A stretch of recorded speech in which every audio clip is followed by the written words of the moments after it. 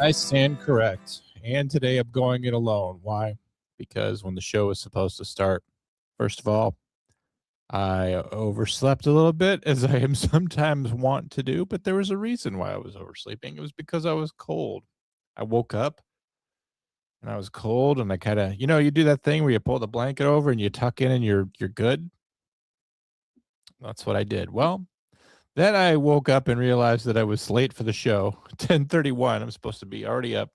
Faulkner was in the chats already giving me hell about it, about how she only shows up once per year, and the time she showed up, I happened to not be awake and ready to go. Jenny was in the chats quick to defend me, which was nice. But then I realized the reason why I was cold is because I had no heat in my house. Yeah, by now, those of you who watch me all the time know that my furnace is actually an additional character on the show. What will be going on with that crazy neighbor next, my furnace. So it wasn't blowing heat. Cycled it a few times. I called the furnace guy in town. Says he won't get out till tomorrow. Look at the temperature; it's 67. I try to do the math. Like, well, with no heat in this house, where will I be at in 24 hours? 67 in here now, and we've got about a day to go. Luckily, they called me back and they were able to get on over. Here's the thing about being a grown man that likes to try to be able to take care of my own business. I'd called the guy last Wednesday, and he came over and turned it on, and it worked fine. And I looked like an idiot. So what? Calling him back kind of validates you from the previous week, or it makes you look even more stupid? I don't know. But I left it in its state of dysfunction so that he could find it not working. You know how when your car's making a sound, and so you take it over, and then it won't make the sound in front of the mechanic, and you look like an idiot. Well, this time I left it broken so he could find it broken. But even so, he says, you know what the problem is? And I'm like, what's that, real man? It was dirty. Oh, great. It was dirty. So I get to feel like an idiot and worried about nothing. I mean, he's still going to send me a bill for cleaning it. But the show is normally scheduled for 10:30 Central Time, with people having normally showing up in advance, knowing that I'm going to do it. So I'm doing the show at an unusual time, which means I have to do it without an audience. That's not good. The show is audience driven. I normally will have people in the chats. I'll have people commenting. But I'm going to raw dog it today, because if I don't do it right now, I'm definitely not going to do it tomorrow. And I'm definitely not going to do it on Thursday. So, and Friday doesn't look good either. So I'm either going to do it now or never. And it was never going to be a great show.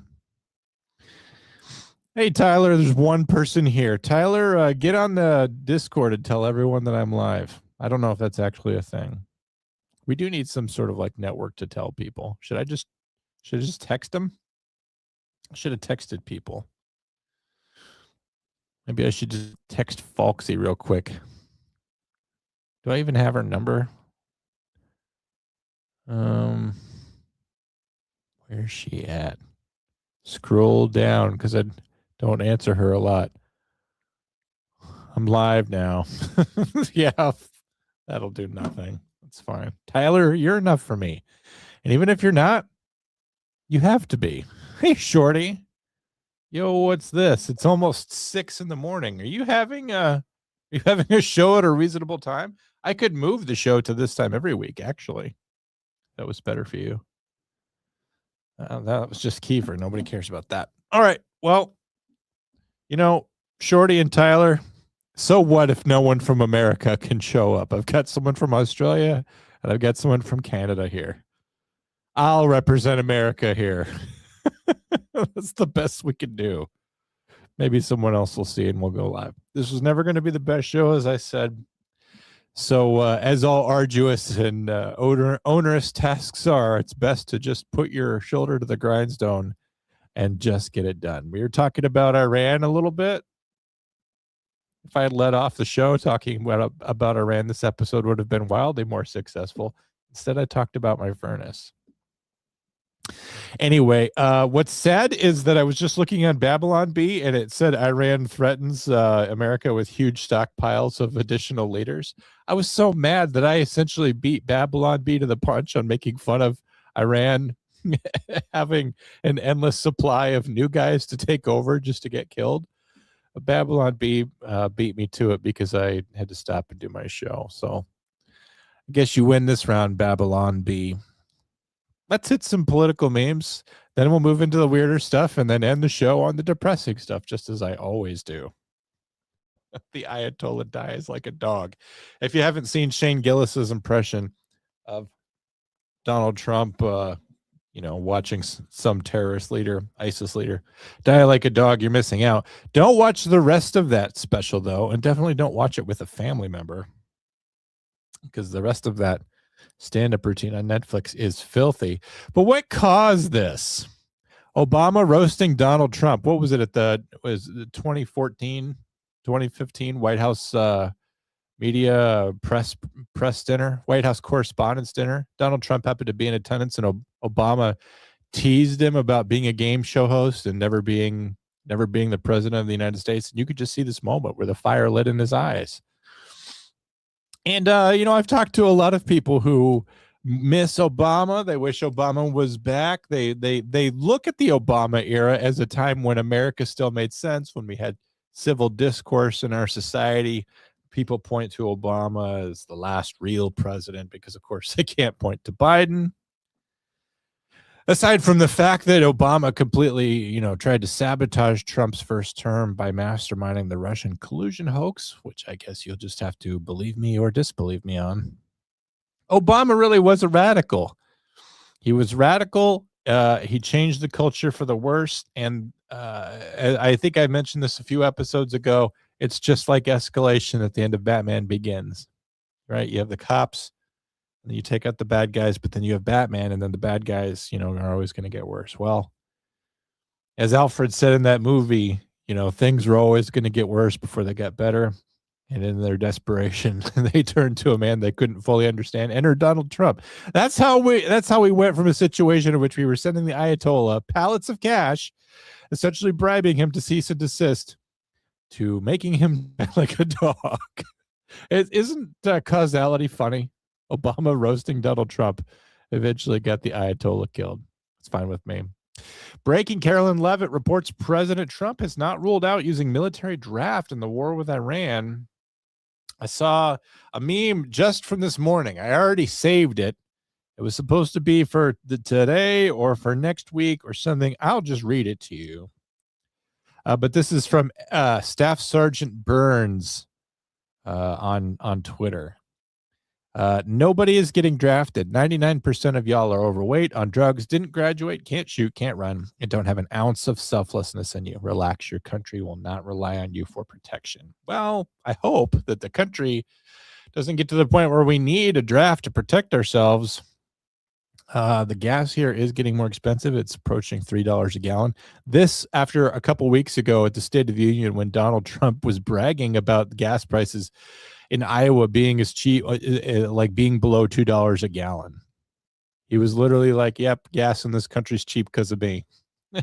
And what, we're 2 weeks later, 3 weeks later, and right back to where we were, if not worse in some places. So but I guess we got to do Israel's bidding. We got to bomb Iran. Nobody can tell me whether or not this is a good thing or a bad thing. You talk to people about it and they don't know. Some people say that it's fake, that it's all about lining Lindsey Graham's pockets. He actually went on the news and said that we were looking to get rich off of this regime change, which, I didn't know that killing even despots for money was morally okay or justifiable, but it is to Lindsey Graham, I guess.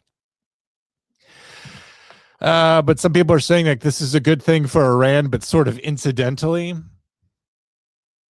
Can anyone tell me why this started? I haven't been watching the news. Why did we? I know that Iran had threatened Donald Trump at one point, but they're always kind of saying death to America. Aren't they just kind of the North Korea of the Middle East? They're just kind of do we take their shenanigans seriously? I guess maybe we do. I don't know. less and less so as we continue to pulverize them into a parking lot. But anyway, Carolyn Lover reports that Donald Trump is not ruled out using a military draft in the war with Iran. Anybody here willing to die for the interests of Israel? Because I don't know what the United States' interest is in regime change in Iran, other than mining the pockets of Lindsey Graham.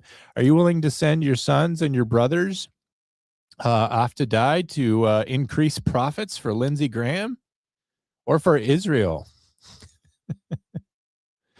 Anyway, it's basketball season here in the United States, and this high school basketball player definitely has the right mentality. Here's the thing, though. If you look at the photo, I think it's been carefully doctored. Unfortunately, I think if you look at the top edge of it, it doesn't quite look right. But that's how I feel. I don't stand with Russia, even though they said every elite person and every leader in the West was a pedophile Satanist. So I don't stand with them. I don't stand with Ukraine, who basically picked a fight with Russia in order to embezzle money, which, they don't care about the lives that they're going to lose. They can later broker a peace, surrender a piece of useless territory between themselves and Russia, and ultimately come out with their own Ukrainian versions of Lindsey Graham, probably very well benefited. I don't stand with Israel for reasons that I could fill up an entire podcast with. Did you know that nowhere in the Bible does it say that you need to support a country started in 1946 by the Rothschilds? It actually doesn't say that in there. What's interesting is that I did hear this on the Sean Ryan podcast. I was listening to this bizarre podcast episode about the world's leading exorcist. This was recommended to me, and I listened to much of it before I just couldn't get through anymore. But he made an interesting point, and I rarely agree with Catholics. Didn't I bash them also on a recent episode? But he makes the point that, like, according to Jewish tradition and Jewish law, the Jewish people have not been practicing for 2,000 years because the temple got destroyed and they didn't rebuild the temple, and they're not doing their sacrifices in accordance with what they've been told to do by God. So really, there are no Jewish people anymore. There's Israelis.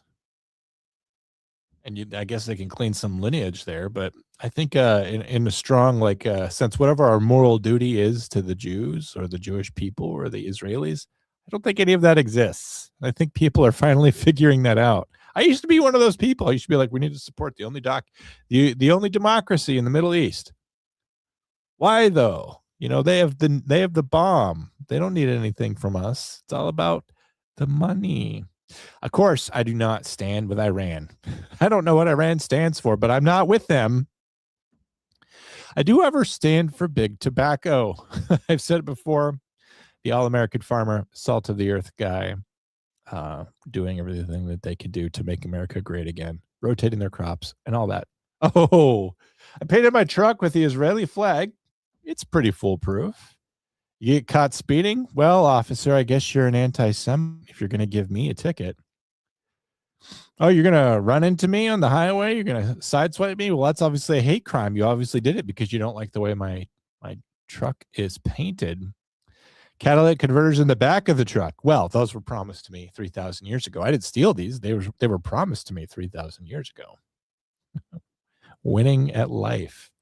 The only bad thing about this is that I can imagine that if you are in the South driving around in a pickup truck painted this way, you may pick up some ancillary hatred from others. Let's see who bothered to show up today, since I'm running at an unusual time. As I said, other countries of the world are well represented. Finally, an American is here with Chase, good old-fashioned Iowa farm boy who may live in Des Moines and may have never, ever done any farming in his life. I almost didn't believe YouTube with notification. I know. As I said, I got busy this morning. Afternoon, Tanner, another Canadian here. We are still outnumbered. This all-American show draws more internationally. I can't get 2 Americans to watch this show. Kind of sad. It'll only be conservatives / Republicans because heaven knows there's no masculine men on the liberal side. That's true. Just women pretending to be men. They're pretty masculine. You do have to give that to them. But at the end of the day, and even the beginning of the night, they're still women. Australia going through it as per usual. Shorty showing up here. Someday, guys, to Tanner, to Tyler, our Canadian guys, and our one fellow here from America. I could only get one American. Just take a moment to appreciate Shorty, because someday she's going to say something conservative on social media and she will literally go to prison in Australia, which says something. So just take a minute to appreciate the fact that she's still here. Israelis are people, not a country or religion. The Bible says it's a people.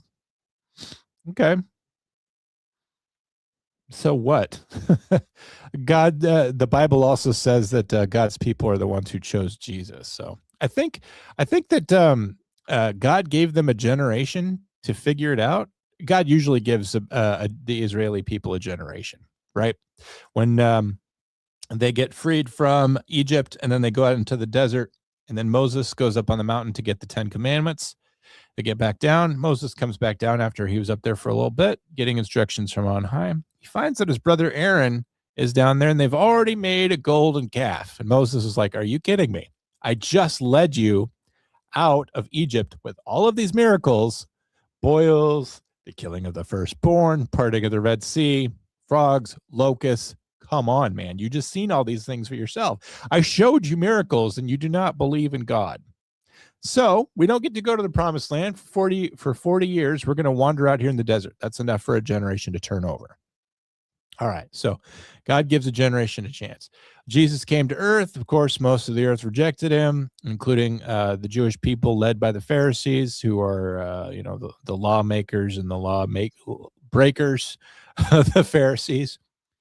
And they were given a chance to embrace Christ, like Paul did, like the apostles did, like so many people did. But ultimately, the Jewish establishment did not embrace Christ. And they were told to do it. All of the prophets leading up to it, especially Isaiah and others, said this is what this is going to look like. But because the Jewish people did not get the savior that they wanted, which they thought would be a powerful king akin to David, because they didn't get another one of those. They got a baby that was born in a manger out with farm animals.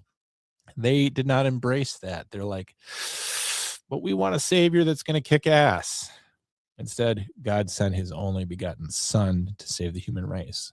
And the Jewish people were not down with it. As you know, God has a limited tolerance for sin. The whole great flood thing, wiping everyone out. Sodom and Gomorrah, he blew them up, turn Lot's wife into a pillar of salt. God eventually will bring about the end of sin. He has a limited tolerance for those things. So I think he gave the Israelites, every chance over and over and over again to get it right. If you read the Bible, if you read Genesis, Exodus, Leviticus, Numbers, Deuteronomy, it's all the story of God giving the Israelites a second chance. But his tolerance to sin is limited. And I think his tolerance to their sin, their disbelief, their unbelief, the only unforgivable sin, I think he said, I'm done with you guys. And now whoever believeth in me shall have eternal life. Boom. So I don't think that the Jewish people or the Israelis or the Israelites or the people of the nation of Israel are God's people. And I don't think that they matter that much. And I think I saw another meme last night. I see the greatest memes, but I don't save them for whatever reason. A lot of times, I'm going to discuss this in next week's episode. It's a lot of times because the memes that I see are just hot girls that say conservative things on them. And it's just like, it doesn't even matter what's in the picture anymore. Because it'll have some sort of conservative message, but then it's like some objectively hot woman. And I don't really like to show those off because it makes me look like a creeper. But it's like it was some hot conservative social media influencer. She says, Japan's not still bitching about getting nuked twice Why are the Jewish people still fucking complaining about the Holocaust? I think it's a fair point, because I think Jewish people, by and large, are doing very well in this day and age. And although whatever happened in the 40s, 30s, and 40s in Europe and in Germany was very unfortunate, and it's not to be forgotten, it is also to be reckoned with that it is over and that they are doing fine now. And perhaps we ought to dry up a little bit when it comes to crying about it. But if we ever did that, if we ever stopped feeling sorry for them, they would lose their supposed aggrieved status, their victim status. And then we wouldn't have any reason to send them millions and millions of dollars, even though Israel has no strategic value for the United States. I saw an interview with Nixon the other day where he was like, yeah, Israel doesn't have any strategic value to us, but, the American people made a promise that we were going to take care of that country. And it's just like, are we really willing to commit not only millions of dollars, but the lives of our sons and brothers to defending this country? We're not even really allies in a strict sense. It's just we're just kind of buddies. I think it's time for Israel to take care of themselves. And if the rest of the world gives a hoot, they can also pick up some of that. Hey, John, I'm stopping at Macca's to get coffee because it's better than Starbucks. I wouldn't say that I love either one, to be honest with you. I did go to Burger King the other day on a lark. I went and got a Whopper. It was just as good as I remember. I don't know why people say Burger King's bad. It's not great. I could make a better hamburger at home, but I thought it was a good hamburger. What we voted for. I remember Butler, Pennsylvania, this iconic shot of the president. What we got instead is him chumming it up with Mom Dami, saying we'll be friends. We voted for Christian values to come back to our country, but what did we get? Trump touching the Wailing Wall in Israel. We voted for the redemption of Christian values in this country, but we got Trump listening to whatever Bibi Netanyahu says. My sister once accused me of being a Christian nationalist or something. I don't know exactly what it was. To her, it was bad. I'm just like, well, I am Christian and I do love this nation. So yes. I guess what she's saying is she doesn't like seeing conservative politics interwoven with faith so much to the point where people see Trump as sent by God to save America. I get that. I don't really want to be looking at Trump as any kind of messianic figure or any more a part of God's plans for this country than Joe Biden was. But I get that. I get how you don't want to deify Trump. You don't want to make it part of your religion. You don't want to be engaging in cultish behavior, which I see a little bit of church. Okay. Here's the thing. I would love to see a little bit more white nationalism. We're not getting enough white nationalism. We're getting kowtowing to Israel for no reason. No reason that I can think of other than Epstein must have gotten some pretty good pictures of some people. And now the threat of the release of those pictures would bring about such an incredible social disorder and civil unrest that it would make 2020 look like Disneyland. That's the only thing I can think of. But what do I say to the to Israeli ascendancy? I look at the clock and I think it's a little past 9. That's what I say to that. Just a little past 9.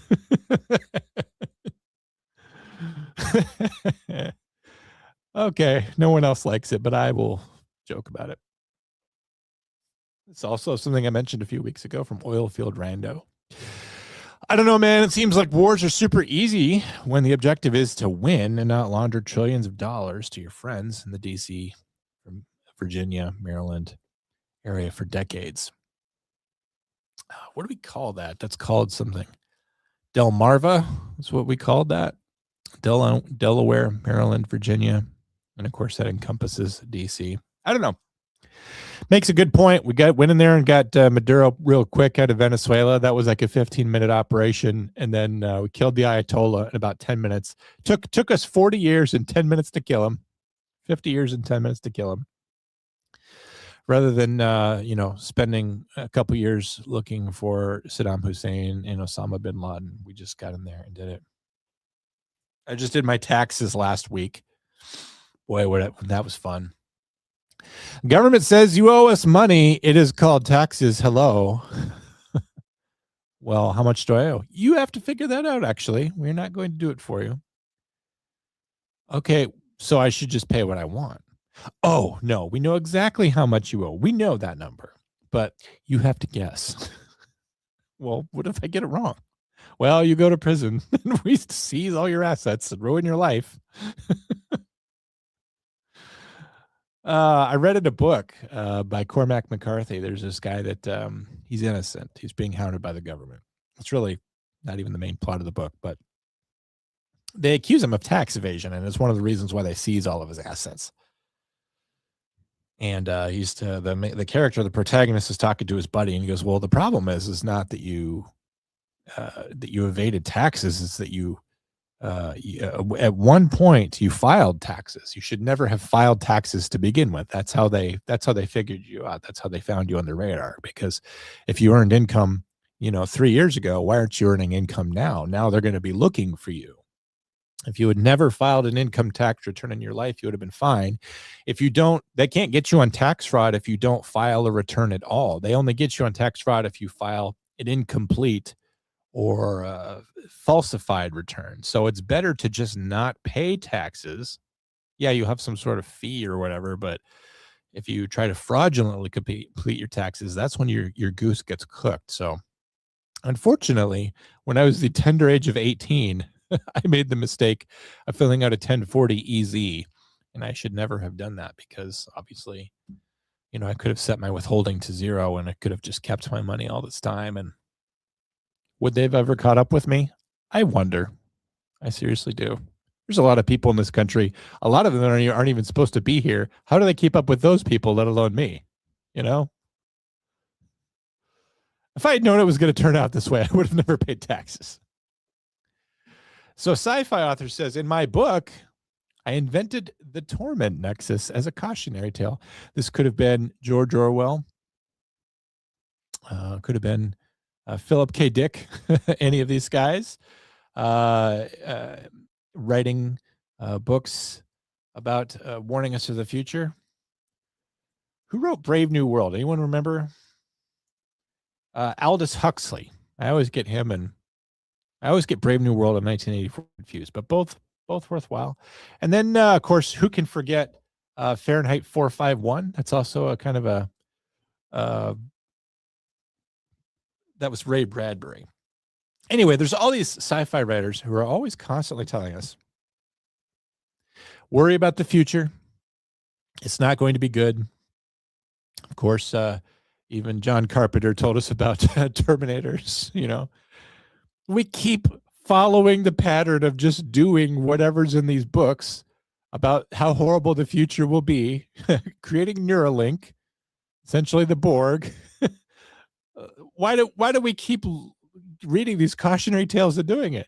Tech company. At long last, we have created the torment nexus from the classic sci-fi novel. Don't create the torment nexus.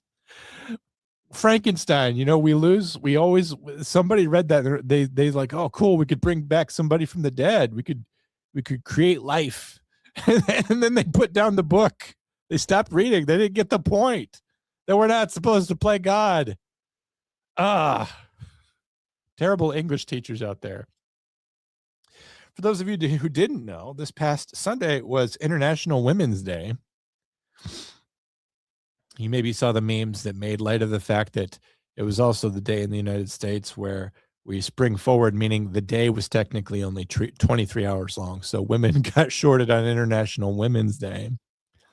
Women say we don't belong in the kitchen, but also women, to survive in the workplace, we need HR, we need mental health days and anti-anxiety meds. So to keep up with the boys, they definitely need all these things that you just know men didn't have 100 years ago. Are you kidding me? You're going to tell me back in 1926 when the workforce was pretty much all men, you're going to tell me there was an HR department? There was not an HR department. Do you think there were mental health days? No, There were not mental health days. Anti-anxiety meds, we called it whiskey. We called it bourbon. Okay. Now, women have been treating anxiety a lot longer than men, and they've been doing it in frankly, ways that are disgusting. I'll let you look into that on your own.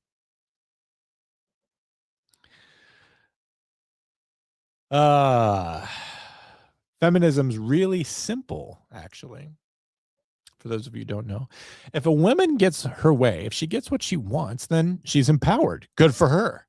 But if she does not get her way, she's oppressed. If someone stops her from getting what she wants, then she must be oppressed. Meaning that a woman's success is her own, while her failures are always someone else's fault. And what it also means is that a woman's success is always dependent on the outcome, and it's always dependent on other people. So female empowerment, it always depends on how the other person responds to that. It has nothing to do with the female actually being in charge of anything. This is an example of what I'm talking about with memes. This is what I'm going to talk about next week. Because a lot of memes now in my algorithm, and I think in the conservative bandwidth, they're just Sydney Sweeney. I think people out there on Instagram know that Sydney Sweeney is what people on the internet want. People will stop and look at Sydney Sweeney. I'm among these men. But then you just put whatever you want down at the bottom. Like, even if the CIA did plant crack in your neighborhood, maybe you could just not have smoked it. You didn't have to. The black people are blaming the CIA for bringing crack to the ghetto, to black neighborhoods. They didn't have to smoke it. I'm willing to bet that Sydney Sweeney did not say that, though, is the thing. But people know that if you put Sid on a meme, it's going to get trafficked. I think I'm going to be changing my Instagram algorithm to be nothing but Sydney Sweeney pictures, and then whatever I think. I honestly think I should try that. Do you guys think I should try that just as an experiment? I mean, it would be a lot of work downloading and editing all those pictures of Sydney Sweeney. I think I'm willing to do that hard work, though, for the sake of an experiment. I got a degree in sociology. I know how to run an experiment. I'm interested in humankind and what makes them tick. We didn't have the algorithm when I went to college, so in a sense, this is academic, and I get to download as many pictures of Sydney Sweeney as my hard drive can possibly bear, and then put my thoughts in text overlaid on top. What do you guys think? Do you think I could create a banger account? All I would need to do, I'm actually semi-serious about this, even though I sound glib. I want to see how many days it will take me posting Sydney Sweeney content with my conservative thoughts on it until I can just outpace number of followers and views of my I Stand Correct Instagram account, which exists but is not that busy. I just want to see how long it would take. How long until Sydney Sweeney just outdoes me. What do you guys think? Let's set the over-under at a week. I'll take the under. They hate it when you serve internet brain rot along with critical thinking, also while serving fits. This is kind of what I have in mind, though. Serve some internet brain rot. Sorry, Sydney. I did not mean to refer to you as brain rot. You're a feast for the eyes. Along with critical thinking, that's what I recommend. I do the critical thinking part. And then also fits. We'll see. They hate it. This is something Chase brought up last week. Chase, this meme is for you because you said something about bullying last week and about how bullying, the problem is that we eliminated bullying. I can remember being a kid and being bullied and hearing about how it affected my self-esteem, whether from daytime TV shows or whatever. We were talking about, that's what we used to talk about with kids. We used to talk about a child's self-esteem. This is what we talked about in the 90s. And I hoped for the day when we would care about a child's self-esteem and we would put that first and we could change the world. Little did I know that caring about self-esteem is the worst thing that could happen for an entire generation of people. And unfortunately, it's exactly what we did to our kids. When I got to college, I learned about this thing in deviant behavior called reintegrative shaming that I'm willing to bet that they don't even teach anymore. But reintegrative shaming was essentially this. Adulthood is realizing the high school bully is the good guy. He served as a bulwark against degenerate antisocial behaviors and enforced normality. It is not a coincidence that society started going downhill when anti-bullying campaigns started being enforced in schools. It's completely right. Someone else told me once that they were glad that their children were growing up in the era that they were, meaning now, because they would not have survived growing up in her era. And I'm just like, well, what does that tell you? It means that your kids are a bunch of dorks. They're a bunch of freaks. If they would not have survived growing up in the 90s as you did. And everyone given permission to let their own freak flag fly, what happens? We become a non-cohesive society. We gain diversity, what you claim is our strength, but we lose all of our unity. You guys can tell, right, that since 2000, we've gained a lot of diversity in this country. We were told diversity was important, right? Diversity is not just an old wooden sailing ship. No, diversity is important. It's important to have women in the workplace, and it's important to have gay weddings in which people are forced to make cakes for those weddings. It's important to have diversity. But what has happened? Look at our society now. Look at 2026.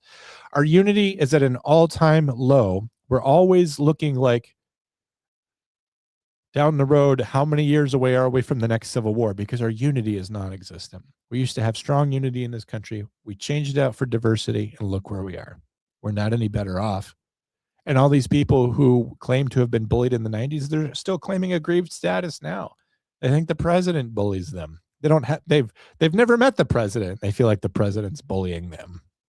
So they still get to have their agreed victim status, but more and more people accept them. And really, what we need is more Biff Tannens. Ironically, when you watch Back to the Future 2, Biff Tannen is, I mean, he's more sleazy and a murderer in Back to the Future 2, but he really does give Donald Trump energy, which is just, it is entertaining to watch. Question for you, though. Why would you park beside me? Why would you do that? I spend a lot of time sitting in my truck. I'll go to a parking lot, and it's a little bit before my appointment or whatever, and I'll be sitting there, and someone will pull in right beside me. Why would you do that? There's other spaces here. Why would you park right beside me? And at work especially, like I'll go to work, and I work odd hours. I work at night. And when the people come in to relieve me at night, they will fucking park right next to me. Why did you do that?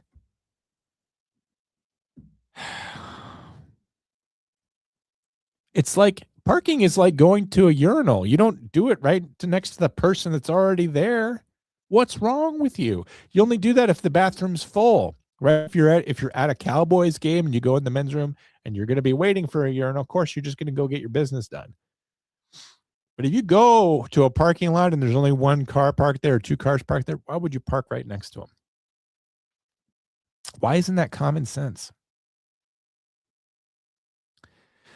I'm at a hotel with a screwdriver, and I'm unscrewing everything in my room. I stayed at a hotel room in Stanton, Virginia recently in which the headboard fell off. I don't even want to know how that thing got ripped off the wall originally, but I was putting it gingerly back up in the wall and fitting the pulled out screws and anchors. And I'm like, I don't even want to know what happened in this bed that this thing got ripped out, but I'm going to very gently place it back in there so that I'm not held responsible for the damage. Thank God attorneys let us know that they're attorneys at law, so we don't assume they're attorneys at garlic bread or something. I was talking to Drew last night. I wanted to do an episode of the Corey Richins trial. If you guys haven't watched it, go to YouTube and then look up Corey Richins' private investigator testifies. You'll see a thumbnail of this guy wearing a neck brace. It's weird. He wears the neck brace for part of his testimony. Just a complete badass of a private investigator. The defense is cross-examining him. And he's everything I wish I could be on the stand. But she doesn't get him even one time. She does everything to make him look like a state actor or this person who's irresponsible or this person who doesn't know anything, trying to discredit him. And even though I'm on the defense's side, she did a terrible job at getting this guy. And at one point she's saying like, well, you put a tracking device on Carmen Lauber's car. And he goes like, you're damn right I did. Like, you could just tell the guy loves being a PI. He's like Jim Rockford, only he doesn't quite have Jim Rockford's style. He's a little bit more of a nerd. And Rockford only took criminal cases that the cops weren't looking at. This PI in the Corey Richards case was hired for a civil matter. Corey Richards is being sued for $10 million. I told you that money was at the heart of everything that's going on, that if they want to win their civil case against Corey Richards, it would really help them to win the criminal one first. And they don't care about sending an innocent woman to prison. They don't care about sending the mother of their children to prison. They want that $10 million, and they want the boys too. Frankly, getting rid of the mother, getting the mother out of the way is all part of their agenda. They want their grandsons. They want to be able to raise them, and they want $10 million. So that's what I have to say about the Corey Richards thing. Anyway, did you know that a block of uranium is an elite on-the-go snack? Just one 8-ounce block of uranium has 4.5 billion calories. That's all the calories you need for the rest of your life. You just eat one brick of uranium, the size of a brick of cream cheese, and it will give you the caloric energy that you need for the rest of your days. I think if you eat a thing of uranium, the rest of your days they're not bound to be very long. But give it a shot. You get depleted uranium if you're looking to save some dollars. It's like the diet version would be depleted uranium.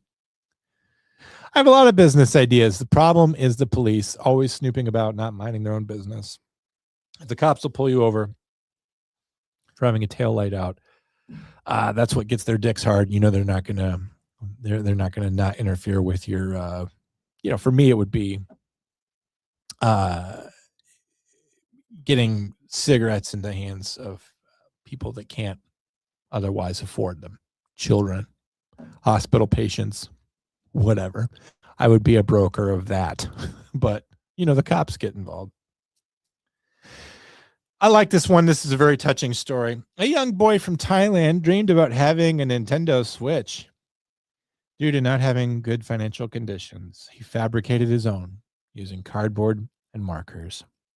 His father was moved and filmed him and posted a video on social media of him using his little pretend Nintendo Switch. After going viral, it got to the eyes of Nintendo's CEO, who went to Thailand personally to sue the boy for $2.5 million in copyright infringement. If you guys don't know this about Nintendo, Nintendo is a bunch of dicks. They always have been. That's how they reached ascendancy in the video game market. It used to be back in the old NES console era back in the 80s that third-party developers could not make more than 2 games per year for the Nintendo console. That's why you will see some games that were released by Ultra Games, various third-party developers. They would invent brands. They would come up with, they would just invent alternate brands so that they can develop multiple video games a year to get around Nintendo's blockade on allowing third-party developers to develop many games. The reason for that is that they wanted to develop their own games. And admittedly, that Nintendo's games are very good. I love playing, the Mario Brothers trilogy, but I also like Konami's Ninja Turtles, the 2 games that they made for the NES. I like playing Tetris. These were made by third-party developers, but they did everything they could to block out third-party developers for the NES. When other companies started making cartridges that would play in the Nintendo, they would get sued, and they're like, "Well, we can make games. You sell the consoles, but we can sell games that will play in your consoles," and they got sued about that. So Nintendo's always been a very big dick. If you've ever played an original Nintendo like this one here and you push the power button and it starts blinking on and off, that's to show that it's working, but it's not detecting the anti-piracy chip inside the cartridge. So it's not seated properly and it's not detecting that chip, and it thinks that you're trying to play some sort of pirated cartridge. So Nintendo has a whole thing built into it to prevent you from playing something that's not made by Nintendo. It's actually pretty terrible. Guys, this is me. If it's illegal to get full on chips and salsa before the main course comes out, I'm planning to have Mexican food on Monday. I'm planning ahead.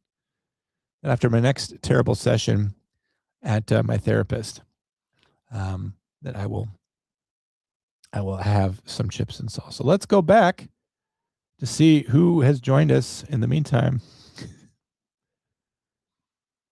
Remember that Operation Praying Mantis? No, Dead Legs here. This is my monthly I'm alive message. Well, nice of you to leave that here, Dead Leg. Why aren't you doing failure to stop? You're probably already gone. That was 10 minutes ago. Woman is going to complain about her treatment for anxiety because she knows what it was. Ugh. Hi, John, says Marine's Blood, which is why your podcast needs to grow so that we can all come together over your podcast. Aren't there other? Can you just come together over Comm Center? We're actively trying to grow that one. Why would you park beside me? This is the only time I know how a man feels when there's a row of urinals. That's how I feel. Jim Rockford is a call back and a half. I watched him last night and this morning.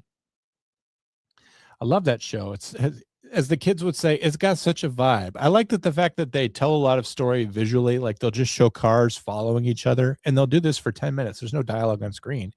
You'll just see cars zooming around Los Angeles and stuff happening, and they're not in a hurry to tell a story. I like that about the Rockford Files. Did Nintendo sue him? She saw it coming. You never got one growing up. What, a Nintendo? I got one secondhand when the Super Nintendo came out. All of a sudden, Nintendos were very cheap and available on the secondhand market. That's how I got mine. Sorry if I'm bothering you. Paramedic giving me Narcan. What? Frankly, you are bothering. There's a lot of people out there who are getting saved. People that threw their own lives away through opioid abuse. People that don't care about living or dying. People that probably would frankly rather die than live. And we're spending a lot of time, effort, and energy on Narcan to save them. All on some sort of naive hope that there's redemption for opioid addicts. I get that there is, but it's like a 1 in 1,000 game that we're playing here. We're saving all 1,000. I guess that's pretty discompassionate of me.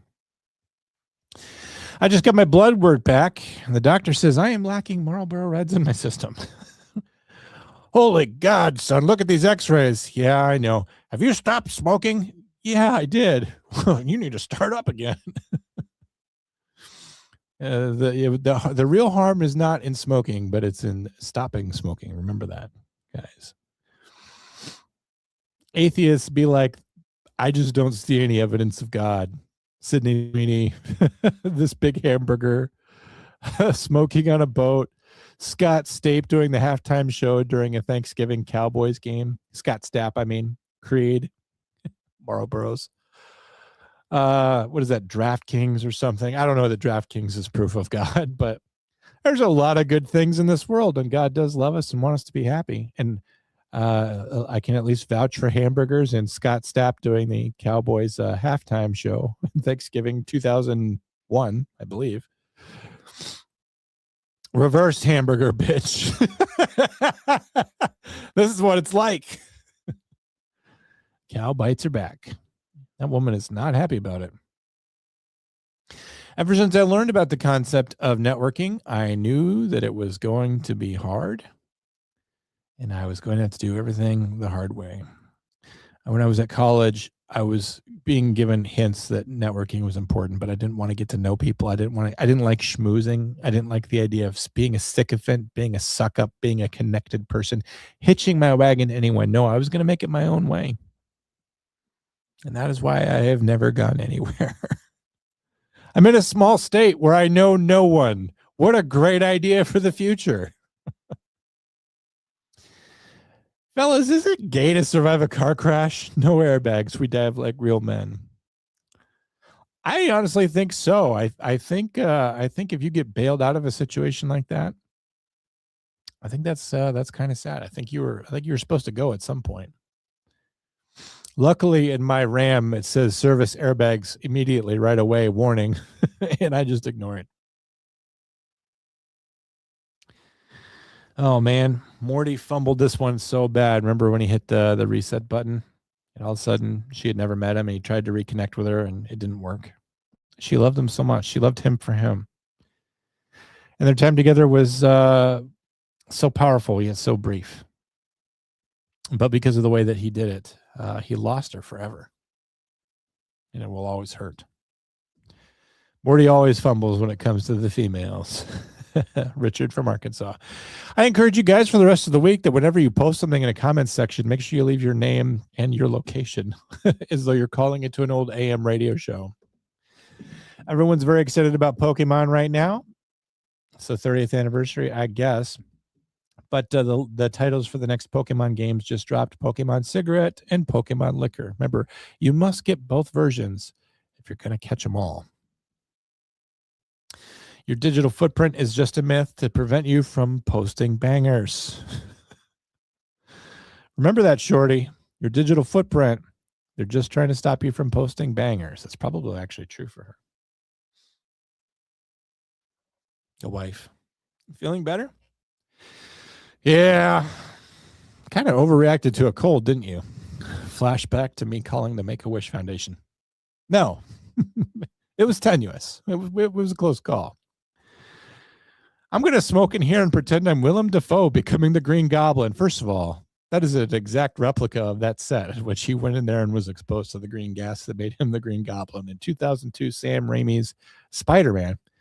But look at that shower. I mean, first of all, it's built for two people, but like not in a sexy way. It's just built like, hey, it's shower time for the family. Let's all go in there and get this done. Honestly, like this looks cool, but it has all of the sexiness of a clothes washing machine. And yet I'm compelled to try it. I wonder how expensive that would be. Your water bill's got to be huge, though. Think about how many gallons per second you're using in that thing. On the other hand, you could wash your dog in there, just seal him up and turn on the water, fill it up to the top, select which cycle you want, like at the car wash. You want to put on an extra non-skid coat onto the dog. Just put it in there. Your opponent moves any piece. The worthless, dumb, fucking idiot loser's gambit.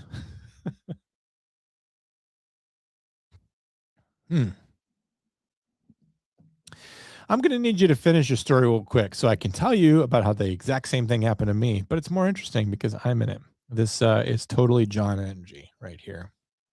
I will converse with a person, be reminded of something that happened to me, and then I stop listening to them because I want to tell my improved version of the same story that has me in it. Oh, look at this. One of my favorite internet contributors from way back in March of 2020. Right. This was right before COVID. So this guy doesn't know what's about to hit him. But once somebody dialed 911 because a tarp was blown into a barbed wire fence. They dialed 911 for that. There's a tarp blown into the fence. Do you think COVID was some sort of cosmic revenge against this person? They used to think that the threshold of an emergency was a tarp being blown into a barbed wire fence. And so a medical cataclysm of global proportions was unleashed to reframe for them what constitutes a true emergency. Perhaps not. Maybe that's what the civil unrest was for. But I haven't taken as many silly calls since then. Still occasionally some silly ones. Like last night when I'm taking 911 calls because a train is there. What am I supposed to do? I don't dispatch train engineers. What are you thinking? I don't do that. I asked my husband if he wanted coffee, and he said, sure, if you're already making some. Well, I wasn't, but now I have to. I'm mad at myself. Sure, if you're already making some. Well, she could also say, well, I wasn't going to make any. Well, then why did you ask? Sorry, but that's a typical female opening up a pitfall for herself and her husband to fall into. Why would you ask if he wants coffee? You're not going to make some. If you want your husband to make you coffee, ask him to make you some. Just do that. Calling up my neighbor. Hey, you've had my lawnmower for over a week. My neighbor, spelled with a U, like it's Australia or something. My son went missing. Did he take my fucking lawnmower? I want my lawnmower back, you son of a bitch. Exactly what a haunted house would say. not haunted. Do you know in some states you're required to disclose to the real estate agent whether or not the house is haunted? I think that's bizarre. What's really weird about that is you could take someone to court for failing to disclose that a house is haunted. And then at some point, for the court to even have jurisdiction over the case, there has to be some sort of either implicit or expressed recognition by the court that ghosts are real. Right? I mean, because if you just don't disclose it as haunted, and then so the person who bought the house is suing you, like, you sold me a haunted house, all you have to say is like, ghosts aren't real, Your Honor. Does the court recognize that there are ghosts in this person's house? You know, maybe the judge will just stay out of that one. I don't know. Wouldn't they have to prove that it's haunted, though? Would you have to get a Ghostbuster in there and take some PKE valances and prove that the whole place is a big Twinkie about ready to explode with psychokinetic energy? I don't know. Don't let people tell you your attraction to fire is abnormal or hazardous. Right? We've got to normalize these things. Prometheus didn't have his liver eaten away every day for you to ignore the allure of arson. Not to be outdone, Josh McGough says you need at least 2 episodes of intentional fire setting to be diagnosed as a pyromaniac. You have to have 2. You can't just do 1. Everyone gets 1 freebie arson before you get diagnosed as a pyromaniac. Use it wisely. For those of you who are looking for a little legal advice, it's true in the United States as well. Everyone gets 1 suspended imposition of sentence where you get busted, you get convicted, and you're guilty, and you're off to prison. But you can ask the judge, hey, can I have my 1 suspended imposition of sentence? And of course, if you ever run afoul of the law again, and I mean anything at all, the judge will impose your sentence. You know, if you if you don't pay a speeding ticket or something, the judge will be like, why are you in this court when you have 5 years of hard time hanging over your head for duplicating DVDs or whatever it is that you're doing? And then, you know, you didn't pay your speeding ticket and now you're going to prison for 5 years. But you get that freebie. You get the suspended imposition of sentence. The inventor of shredded wheat. Fuck, I wish I could just eat a whole fucking basket. I just want to eat. I want to eat wheat. I want something rough. I like it rough. I like my cereal rough. Sir, you forget yourself. It's a personal favorite. Again with a U. Who's letting all these Aussies out there on the internet? Loki, seize him and unhand me. We're huge for the English language as well. We've lost all the drama out of our language, and I think it's sad. We need to bring that back. Sir, you forget yourself. Know your place. I think that's a good one as well. Know your station. Belay that is a good one. Anytime I'm telling someone to stop what they're intending to do, I've literally said belay that on the radio. Belay that. Not to, you know, just make a broad generalization, but I'm sure the deputies thought I said delay that as in put that off for a minute. When I said belay that as in don't do it entirely. I also like halt. When I was at the prison, I said halt quite a bit. I said halt to inmates, and boy, did it work. They would be approaching down the hallway and I would say halt, and they would fucking stop. I mean, I was amazed by that. Try out halt this week as well. Tell someone to halt, see if it works. You get dumped, so choose a new personality. This is what boys do. You can either become a workaholic. You can just go to the office and never face your working life ever again. You go to the gym. That's kind of what I do. I use it as fuel to hit new personal records with the shaker bottle and the headphones that are on all the time. You become the stoic philosopher. Focus on what you can control. I have literally done that myself. You try to manage your feelings. You realize that you choose suffering. If you decide not to choose suffering, if you decide not to experience that pain, you can control it. You can decide, like, the suffering's only inside of me and I choose not to feel that way. And then the ghost, you could delete social media. And I don't think I've ever been a part of a group chat. But I deleted social media there for a little bit too. This was a long time ago. I sure could go for a tall glass of Sharkleberry Fin to take the edge off. I remember Sharkleberry Fin. We were told it was pink. It's clearly blue in this situation for whatever reason. I think it changed colors is the thing. I think it was blue when you put it in the water. Then when you stirred it up, it turned pink. It had vitamin C in it, which is good.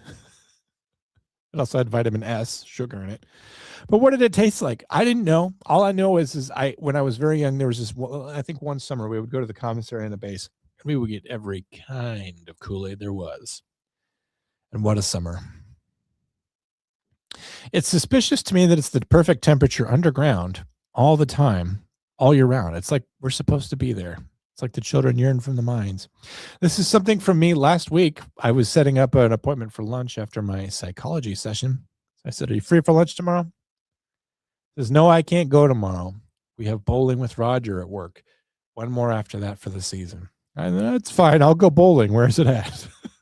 Just invite myself along. Scene. The conversation continued that he wouldn't tell me what bowling alley it was at. And I'm like, why can't I know where you're going bowling? Why? Because I might bowl in the middle of the day and I might see you there. That would be a problem. You're there bowling with your work friends. And if I'm there also bowling, maybe in the lane next to you, that's a problem. We're going to be bowling. We're not going to be chatting it up. We're not going to be drinking beer. I have to go to work later, but I can't bowl in the same time and place as you. You own the bowling alley to the point where I'm not allowed to know about it. Come on, man. He eventually told me and I didn't go. Life is beautiful, guys. I don't know if you're aware of this, but this is something that could heal me. Moving out, being on my own, just having 3 feet of pizza and a Diet Coke. There's something about minimalism that gets you to appreciate what you do have, even if it's only a little bit. I ate all this for breakfast. It was delicious. Too bad the grief is endless and the suffering persists despite all efforts to be rid of it. You can be stoic. You can say, I refuse to feel this way. But pain is only in the mind and I am in control of my thoughts. And you can even have poached eggs on top of a delicious Eggs Benedict and what looks like a healthy side of both home potatoes or hash browns, coffee, and orange juice. And the suffering is unending. They should invent a new kind of kitchen knife that doesn't whisper things to you all night long. I am trying to sleep in my bed, and then I can hear these things from the kitchen, from inside the drawer, calling me a coward. Shut up, knife. Don't forget to set your clocks away from seasonal depression and back to regular depression, but with extra sun. That's right. It's that time of year. We're now in daylight savings time. It's my favorite time of year. As we all know, standard time is the time for morning people and daylight savings is the time for night people. And our time is at hand. Let's make the best of it this time. Let's enjoy it, people. Speaking of my therapist, I haven't mentioned that I have a show that I do. Other than it's a source of both income and grief for me. These people who enjoy your memes, are they with us in the room right now? Are they real? I don't know. Are you guys real? Shorty's real. Tell us about Eggs Benedict, John. I think she knows how I feel about Eggs Benedict. 3 feet of pizza? Sorry, 1 meter of pizza. Whatever that would be for you. I don't know. The taste of chemicals. I like my cereal rough. It's just Shorty and Brittany now, so I don't know. Maybe the rest are imaginary. You're overthinking. But what if don't? But what if everyone else is underthinking? What if I'm the only one doing the appropriate amount of thinking? What if everyone else is not thinking about this enough? It could be way worse. When was the last time you guys felt something? Well, I can tell you when there was actually a reasonable value menu at Taco Bell. When I could get a crunchy taco for just 89 cents or a soft taco. Doing it in the 3 tiers encourages you to spend more. Well, why spend 79 cents on a triple layer nachos when for just 20 cents more I could get a whole bean burrito? They get you to level up that way. Here's an unpopular opinion, but it's absolutely true. People don't really care about you at all. They do not. No one cares about me. And they don't care about what you're going through. They just hope that you are okay enough to still come through for them when they need you. That is absolutely true. Here's a little bit of vulnerability and being real with you, listener. Told my therapist that, I tend to confide in people who then leave my life. Old friends gone away, like the old Offspring song. Not necessarily dead, although some of them. Gone away from my life. And so it was a waste of time to share myself with them, to confide in them, and to give them my deepest pains because now they are gone. Waste of time. And I said, it's gotten so bad that I'm resorting to paying you to listen to me. Literally don't have the friendships in my life that I need where I can trust people because they're just going to disappear. This is the point now where I will pay you to do it. You're literally being paid here to listen. And she kind of tried to downplay that. She goes like, that's true. I am being paid and this is a professional relationship and, we wouldn't function well as friends. And I'm like, that's true. I wouldn't tell you half these things if you were my friend. She goes, but I do care. And I'm just like, yeah, but if those checks started bouncing, you would stop caring pretty damn quickly. I didn't say that out loud, but I'm just like, I'm a little cynical about that. I get that you're a caring professional. I get that you're locked in, that you're good at your job, and you're doing a great job. But do you care? You don't care like a friend would. Friends through you is going to be there for you through thick and thin. At least I read that in a book. I saw that in a book once. I don't know if it's true. You're only here as long as I have good insurance. You know what might have sold it better is not saying I care, but saying I'm caring, because she's caring towards me. I don't think she's phoning it in. But don't tell me you care when I know that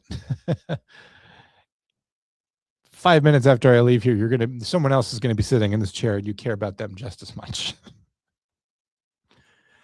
Psychology. It's a problem. Naps hit differently when you're using them to avoid being alive. I've been napping a lot lately. Sunday, I slept in real late, slept in like half the day. I debated going back to bed today, but luckily the furnace guy called me back and we were able to get it done.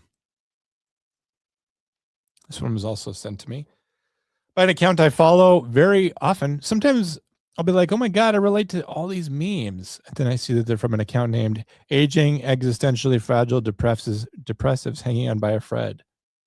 And I'm just like, oh, yeah, that's me. Look at the accounts I'm following. Aging Existentially Fragile Depressives Hanging On by a Greased Rope. That's me. AI will replace you.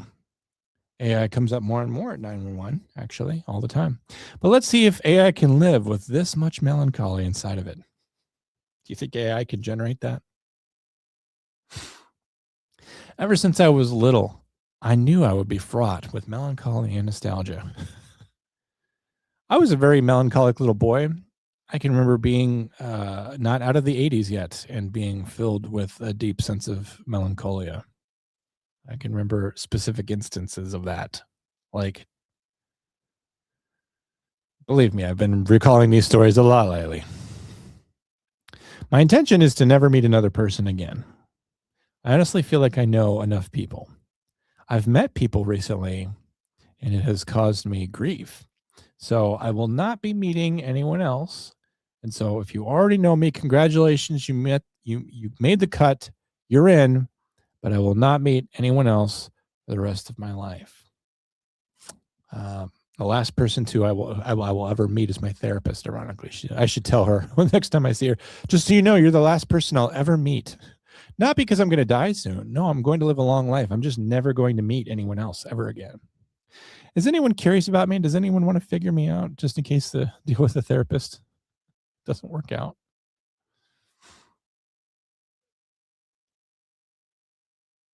Sometimes I'd be checking my phone like I mean something to someone. I'll be looking at that, thinking that there should be a message there waiting for me. But there is not. Because no one is looking at their phone thinking of me. Whenever I have a good day, I feel like it's my last. I'm about to be put down. Have a nice meal.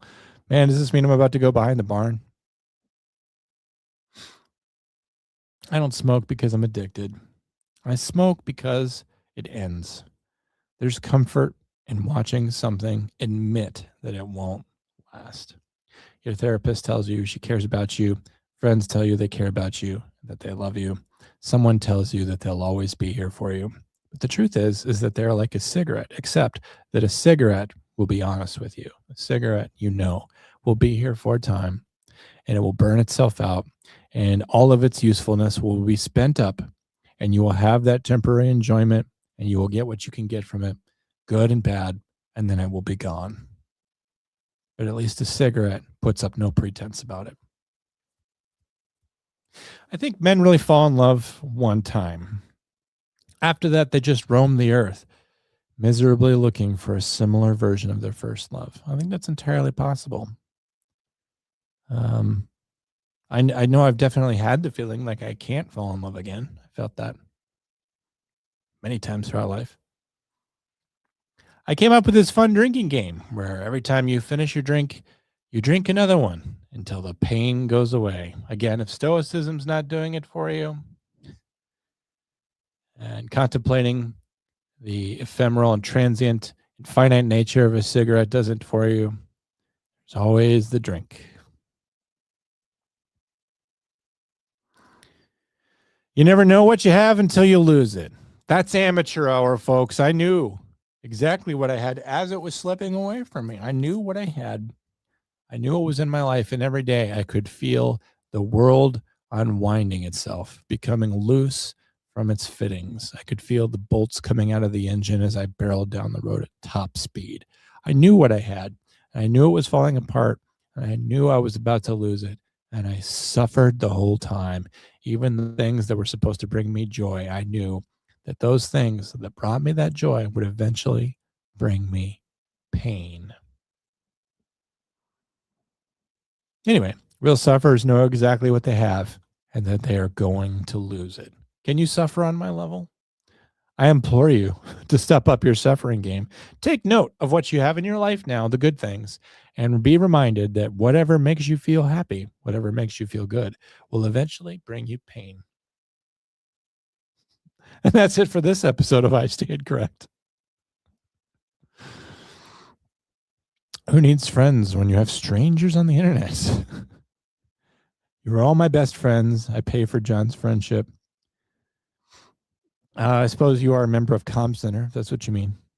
You never responded to my text, John. Well, I'm doing a show. I'm literally on a show right now. Between you and Abby, you're like, John's ignoring me. I'm on a show. I'm doing a show. I'm so glad you guys have each other. That's sweet. I should set up a show on StreamYard to take place like in the year 3000. And then you guys can just, while it's waiting to go live, you guys can just drop into the chats anytime. And I don't ever have to come back. I'm going to try that. I wonder how far into the future I can actually program a show. Look for that this week. Otherwise, we will see you on Thursday. I hope the rest of you guys have a great day. Thanks for dropping in at an unusual time. Those of you who are watching later, I know that it didn't affect you at all. Those of you who tried watching and then found the show to be disappointed because it wasn't about Iran's endless supply of stockpiled leaders and that it was about my furnace, I am sorry to you. But I'm being punished by the fact that you left early. Now YouTube will throttle this episode and I will never become a big deal. Thank you to all the commies out there. Thank you to anyone else who watched later. Butter Queen, I hope you're out there. Cupcakes, I hope you're out there. Felony Melanie, I hope you're out there. Whoever else would have watched this. I don't get to know who watches it. I just see the numbers later. And unless you leave a comment saying that you watched it, I don't know. I wish you would leave a comment, saying, hey, this is Butter Queen. I watched this. It was good. Otherwise, I just feel like I'm screaming into an empty pit.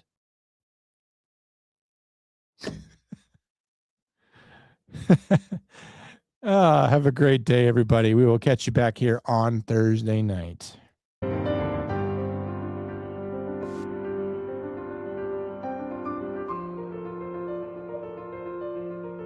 So glad we're talking about 4x4.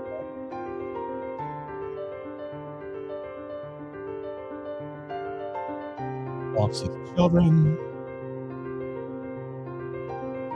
What is the purpose of this? Why do I do this? Wake up when I'm tired. Look at these memes all week. People aren't even congratulating the memes. They don't even like the memes.